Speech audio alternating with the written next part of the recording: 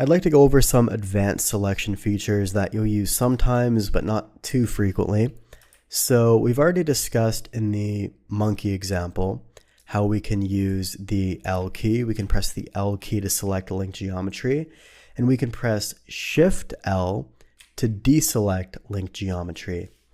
Now the next thing we have, if I hold the Alt key in face mode and click right here, it's going to select this loop of faces. Now check this out. I can go up here to select, I can go to select loops, and then I can go to select a boundary loop. This will deselect the faces and instead select the edges on the boundary. See what I mean? So that's a pretty cool one. I can also go up here to select and then select the sharp edges. So basically any edge considered sharp will be selected, and I can just play with the angle threshold. But if I have a more basic example, like with a cylinder, if I go to select sharp edges, it's just going to select the edges here on the top and on the bottom because they're sharp. And they're also above this 30-degree threshold by default.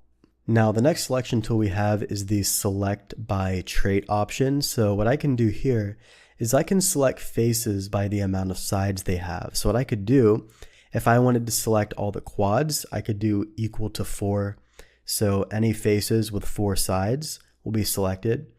Anything less than 4 sides, it'll select all the triangles, and anything more than 4 sides, it'll select the n-gons. On this particular object, we don't have any n-gons, but if I use the knife tool and created one, now if I go to select faces by sides greater than 4, now it's going to actually select the faces here that have more than 4 edges. So we have 1, 2, 3, 4, 5, 1, 2, 3, 4, 5. This one has 1, 2, 3, 4, 5. You get the idea. So pretty useful tools there. One final tool I'll mention is the checker deselect tool. So if I go into face mode and hold the Alt key, it'll select this loop of faces here. And I can go up here to select and then checker deselect, and that will just, kind of select every other face on the object. There's some other cool settings up here you can play with if you like, but those are the main one I use. You have different ones like select random. It'll select random areas of your object. Again, don't know why you'd want to use that, but it can be kind of interesting. So that's it for the advanced selection.